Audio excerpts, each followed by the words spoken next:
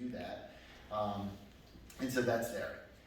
So the next step is, when it's there, you need to take control of it so that the stuff you want it to say actually says something. So if you're going to Google, all right, and we do OmniTech Pro, it says your business on Google, and this is because I'm logged in, it's showing my business. But you'll typically see whatever photos you put here, what location it thinks your business is at. You can change what this says, like request a quote can be give us a call, set up a meeting, things like that. You put in your hours, your phone, essentially anything you want. And then what we've been working on as a group here is your Google reviews. And that's, as John was saying a week or two ago, that's the big piece. So by having a Google My Business page, you're now in Google reviews. So unfortunately, I'm not the best on this one, but let's do, You want to pull mine up? what's that? You want to pull mine up? Yeah, we can do it.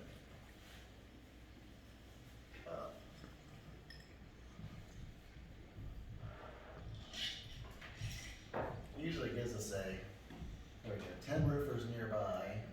Look, there's some roofing is number 2. Check that out. And that's sponsored, so you must be paying for some of that too. So normally you'll see, like, if it can't find somebody that's right at the top, you'll see a list of all the people that are there. And, you want to make sure that your little, 20 reviews isn't Spicer Brothers with 1, And Spicer Brothers is bigger than that, so they should have some marketing dollars to put in there, but that looks bad. So when you're up here and you're looking, okay, Spicer Brothers is 1, but Marisol Roofing has 35 O's. What roof am I going to pick, right? So that's the benefit of having Google My Business, is you can control what people see, how you work them through that. And then when you actually click on the link to see somebody's, we'll just use Peninsula Roofing. It gives you a little bit more about the information, so you can control all that stuff. You get your website, the directions, who to call, request a quote, that type of stuff. And you can put all of your services in here, and all those services can have photos and questions and answers, and it's amazing. Probably the second important thing, other than having Google reviews, is responding to them. So if you get a Google review that says, Dan says, Jeremy, it was great to talk to you the other day. Thanks for setting this up and getting everything laid out right. I'll pop in and do a quick reply to that to say, it was great to work with you, Dan. You guys were a blast client to work with, and we look forward to working with you again. By having that in there, that boosts that responsiveness up. Google sees that as, oh my goodness, there's actually somebody there, and then those responses, when people go look at their reviews, are not like, oh, it's just a business who doesn't care, they just get your reviews and they go along. They're actually responding and caring about things. That is just as important on good reviews as bad reviews. So, yes. Does it matter your timing of that response? So for instance, if I've got reviews from 10 months ago that didn't get responded to, yeah, I would say do it anyway. Just go back and respond. And just say, like, hey, listen, we've resolved this issue potentially already. Just wanted to make sure that everything was okay. So just, if it was something that you had already resolved, go in and say, thank you. No, I'm just talking about a positive review. Yes, go in there and just say thanks a lot, exactly, great working with you, blah, blah, blah. Yes. It helps to personalize them a little bit. Exactly, yeah. So Not if just a standard thank you. right, don't blanket automate it. Don't automate it. Have somebody go in there, and if it's, maybe have a team day where you guys go through the reviews and say, this is John Smith from 123 Camden Street, and we did this for them, and then have the team say, oh yeah, here's and kind of, even if you just have one person print them out and then go to the team and do it, that's going to be great feedback. Google loves responses, and yeah, you want to reiterate the theme of their comment. So it's like reflective listening, so they feel understood. As like people see that, they're like, wow, they listen. Yep. But two, the double whammy is then you're reiterating that to Google on your keywords that you're going for. Yep. So if somebody says they came out to do a roof repair, hey, it was a pleasure to do that roof repair, right? We really enjoyed repairing your roof. Yep. And you can kind of switch to repairing, repair. Yep. But yeah. Yeah, so those are probably the two biggest things about having a Google My My Business is the reviews and controlling what people see and where you're located. Because, you know, the last thing you want is Google think that you're in Berlin when you're in Westminster City, or that you're in Salisbury and you know, you're in Fruitland or something like that. People can't find you, or the wrong number or the wrong website. You know, that needs to be spot on, because this is where people go to find services and products nowadays. So how to get started?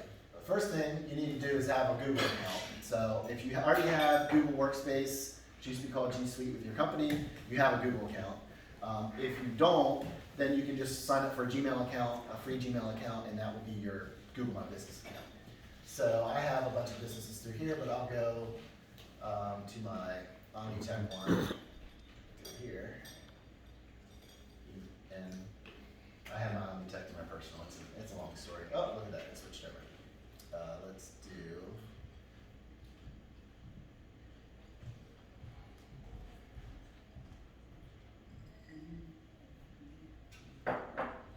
Incognito.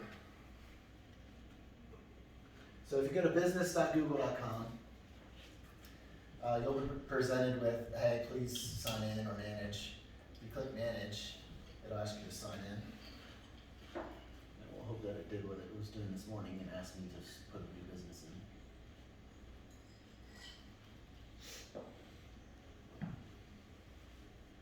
And then I have to check my phone because I have two-factor turned on. But that's straightforward. And if you don't have two-factor everywhere, do it today. That just means something you know is one factor, your password, and something you have, which is a phone or a device. All right, so who hasn't set theirs up yet? Daryl, you said you haven't set your game. You're in the process, right? Your business might, but you can actually set up a business like Daryl at. My brain is skipping on your business now, Daryl. Oh, it was Dave Strategic. Dave Hey, Strategic, right. Granted, yeah, I am like a sole proprietor, it's not Right. every way to look at it, but I So, would know Dave Strategic. Yeah, so as a 1099, you know, through a brokerage, you can set up your own. So if like you are a mortgage broker or a real estate agent or financial services, and you know you're in a big company like a Long and Foster, you can have your own individual page for your local presence and control some of the keywords and play around with some of that stuff. So. So normally you would go and say, strategic group. So if you were listed somewhere, it would show that. If not, you would create it with a name. So let's look up like Long and Foster, fodder.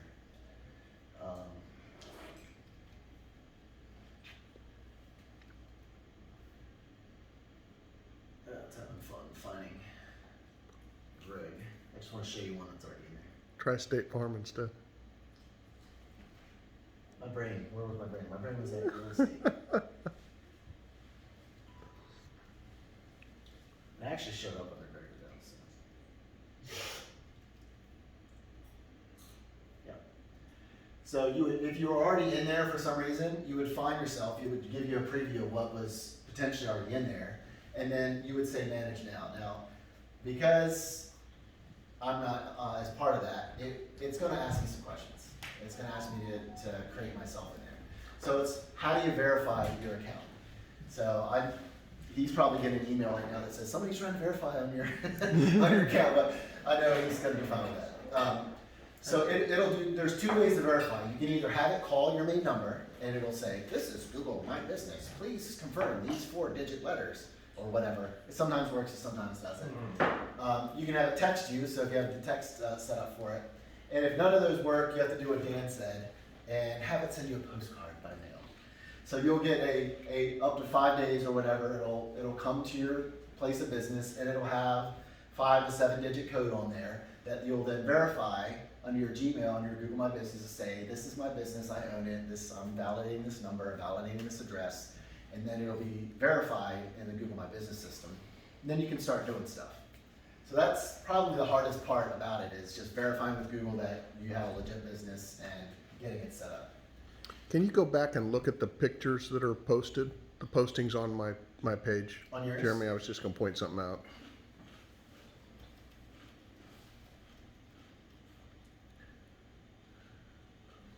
Here? Yeah, Yeah.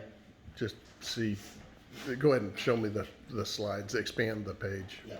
So you can, So- as somebody who uploads photos like this, you can actually go in and your potential clients and customers can see And your stuff. some of those pictures, because the firm I use that does all this thing through State Farm, actually reports to me on a quarterly basis how much of this stuff's been viewed. And some of those pictures have thousands of views. So people are going on my Google My Business page and looking through, paging through some of this stuff to, like that posting on the left that's in the middle was from the other day, and I put a note in that said, I was honored to moderate a discussion by our university professors on their response to COVID, and I learned that they've had an 8% reduction in enrollment, but we are the only school district, the only post-secondary districts in Maryland that have in classroom teaching going on right now. So just little notes like that, but I post that stuff, try to get 2 or 3 postings a day. Just because it creates interaction on that page and it makes Google think you're more important otherwise, so it connects it. And I can't tell you how many people we're getting now that are telling us when we ask, how'd you hear about us? Oh, we found you online, or you're the first one that popped up. And there's 9 other State Farm agents in Wycomico and Warwick and southern Sussex. So there's just that, not to mention the other 400 insurance agents of all kinds. And they're still finding us. So anyway, I just wanted to point that out. Yeah. Any content that you're putting into any Google services, Google sees as better than other. So if you are creating blog posts or Facebook posts or LinkedIn posts, create a blog, and I'll show you guys how to do that under the Google My Business, because Google will be like, oh, look at all these great keywords that I have in here. Somebody's searching for that. I'm going to show this Google My Business blog post versus your own blog post. So that's how we get started. Then once you have a page, then you can manage it, and I'll show you a little bit about that. So once you're on your Google My Business page, it gives you all the different options. It kind of has the dashboard that says, create a post, add a photo, create an ad, because they want you to make ads for your post, because that's how they make money. Which isn't a bad idea, but you want to be very smart about it. But we won't go into that today. But you can see search views, like I have 37 views, 27 searches, 108 activity over the last 28 days. Thank you, John. Give me a review, and we can go in here and say manage reviews. And I can see the people that have responded to or not responded to. We can say, replies like, thanks, John. Your check is in the mail.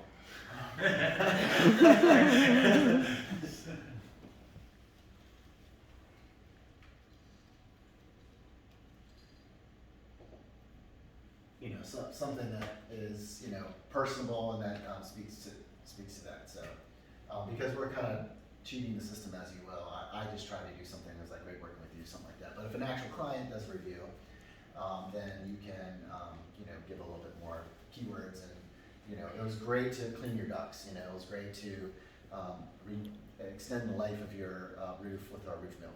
Stuff like that you can throw in there to really kind of increase that. Nick, you did a great job cleaning our ducks, our seagulls.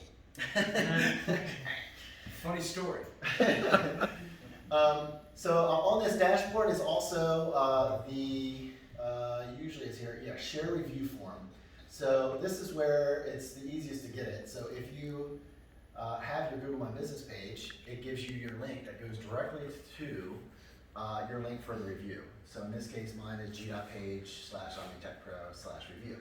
So if I share that via email, I send out to an email blast, or I share that on social, people click on that and they instantly get the Google page of my Google My Business, and the little review link pops up. They can choose 0 to 5 stars and put in a little piece of text. So that's a great way to communicate with your current customers and previous customers.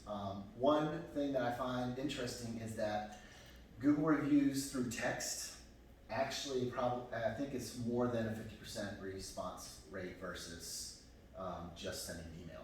So if you are out there getting people's cell phones, make sure you save them and then send that, hey, please leave us a review on their text, because they're way more, I do it all the time. If I get an email from, my chiropractor, I'll just, whatever. But if they send it to text, boom, I hit it, it takes 3 seconds I'm already signed into Google on my phone, hop in the review and just leave it real fast. It's a great feature. So text first, email second, social third, but get those reviews. So pretty much everything else on the dashboard is all kinds of other stuff. You can go and you can actually make posts. So I haven't done posts in a while. It was last year in October when they were Cybersecurity Month. But you can go in and add a photo and some information, and you can share the post from here, and you can see how many views were had, how many clicks. You can add a COVID-19 update, so we're still in business type thing. You can add an update that says we just are offering a ductwork. You can add an event that says we're having a in-house mixer at 7 p.m. on Friday, and so then people can see that event's happening on the Google My Business page. You can add that 10% ducting offer off, and then you can add products and services and things that people see on posts, which is important. But probably the most important is making sure that all your info for your business is up to date and what you guys are doing, because you don't want to, like I said, have somebody call the wrong number or show up to the wrong location or things like that. So this is where you do all that. You can put in, these are the categories. So you can put in up to, I think, 7 or 8, something like that, categories. So you don't have to just put one category if you kind of are across a couple. Locations, you get your locations in there. Service areas is big because you can limit the amount of places that Google's going to try to show your Google My Business page. So you don't necessarily want somebody in Ohio to search for, roofers, and you don't do any work in Ohio. You do only work in the local counties. So I went ahead and just selected all the counties for my business, and that should help with Google figuring out that, okay, this person's coming from an IP address, a location in these counties. We'll show OmniTech Pro based on the location, based on the keywords, and based on what the person's looking for, and then pop it up to the top. So that's important. Other things, when you're open, how many hours you have, your website, any social links and things. It's nice to go in here and put your profile short name. So instead of it being Google My Review 1, 2, 3, 4, 5, 6, 7 long number, if you put your short name in here, like e-cabling or something along those lines, it's going to be g.page/e-cabling/reviews. So it's going to be nice. People remember it.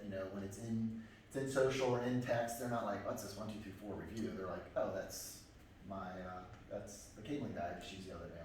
We'll put a review in. So that's important.